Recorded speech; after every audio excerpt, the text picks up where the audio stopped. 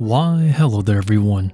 I'm Laxow, aka the Kumo Sensei. 皆さん、こんばんは。Myojou ni Shadow. And today I'm going to be showing everyone the tarantula species that I'm essentially stuck with for now. And this species is the Stromatopelma calceatum, also known as the feather-leg baboon tarantula, and let us discuss about this. So I actually produced this species back in 2021, and I had slings, and the slings have been stuck with me ever since. Unloading these guys, or this species in general, has been very challenging, because 1, there's a lot of wild-caught import coming in of the species, and 2, there's a lot of captive breeding for the species, and also there's not much demand for the species as well, which is essentially why I'm stuck with the species in all of these specimens. So when it comes to the species, they're actually known for being quite reclusive, having bad temperaments, and also having really nasty venom. And because of that, a lot of people turn away from the species. I actually enjoyed this species, but I understand the reason why people are kind of afraid, or they're just not really desiring this tarantula in general.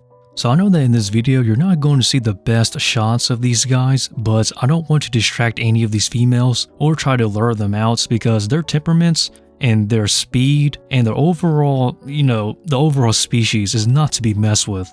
And I honestly just don't want to test that, so I'm just trying to pretty much get a good view, but at the same time not trying to bother them. So for next week, I'm going to be taking that week off because I really want to find somebody who's willing to actually wholesale and pretty much buy these Stromatopelma calceatum females. So all of these Stromatopelma calceatums that you're seeing in this video, all of them are females, and they're about subadult to adult sizes, ranging from 4 inches to about 5 inches or 5.5 inches, so 10 centimeters to about 14 centimeters in leg span. So for next week, there's not going to be any uploads on the channel because I'm going to be using that time to try to find someone who's willing to actually buy all of these females through wholesale. So when it comes to selling the species, it has been a very long and very difficult journey. So I've actually produced this species back in 2021, and all of these females you're seeing were slings when I produced them. I hatched them out of an egg sac, and I even still have those videos here on this channel, believe it or not, so go check it out. But ever since then, I haven't really been able to sell all of these guys at one go through wholesale. Usually is in small groups and small batches, and as they got larger over time, it became a bit more difficult to actually sell them until they became mature males. But I don't have any more mature males because the majority of them sold out because I guess there are people breeding them as well. But as for the females, nobody wanted to actually buy them, so pretty much they're all here in my collection still, and I have been trying to pretty much move them out, but they move very slowly in the market. So usually if I'm lucky, I'm wholesaling around 3 to 5 pieces, which is not wholesale numbers if you're trying to sell, in lots or in big batches, but it's better than nothing. And I even went as far as to actually try to sell through retail of the species, but that didn't really work out so well because the thing is that I sold these tarantulas at the time for about $40 to $45 a female, but the shipping cost was about $50 or more. And to me and to the people who are buying, it just wasn't justified for the expensive shipping for the tarantula overall in terms of cost, because essentially the shipping is costing more than the tarantula. So because of that, it didn't really work out. So then I just went back to trying to sell these in batches. But the problem now is that these tarantulas are getting bigger, and because of that, they're going to require bigger shipping boxes and also require more weight into the shipping freight, which is going to increase the pricing of shipping even more. So the overall value is just not worth it for a lot of wholesalers who are buying. So that is pretty much the reason why I'm still stuck with these guys, or these girls that is.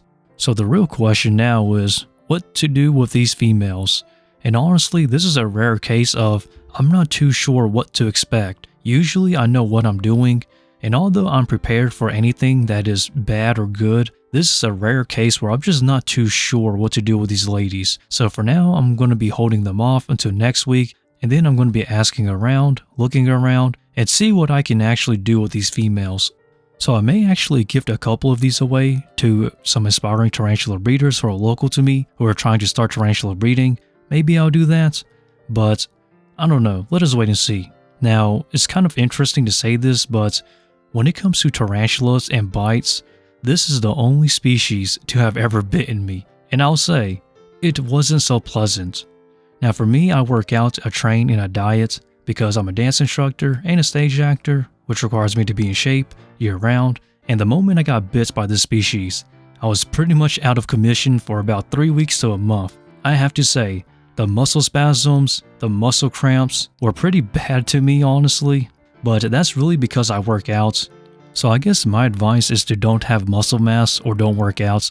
No, I'm kidding. I'm just joking about that. Don't take that part seriously. But when I did got bit, the worst muscle spasms were in my legs because it felt like I was having a leg day every single day of a workout. Like it was pretty bad.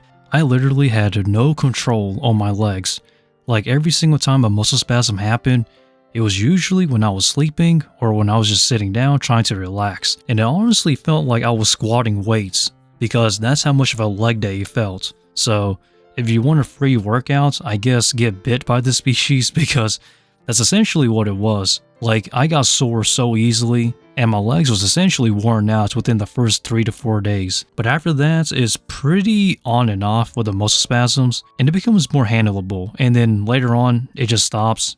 But coming back into this tarantula species though, if somebody doesn't want this tarantula species, then it's understandable because I've been bit by this tarantula species, so I understand that its temperament is not really the best, and so as its venom. I really do think that this tarantula is a nice tarantula, and I actually prefer this tarantula over the Heteroscrodra maculata.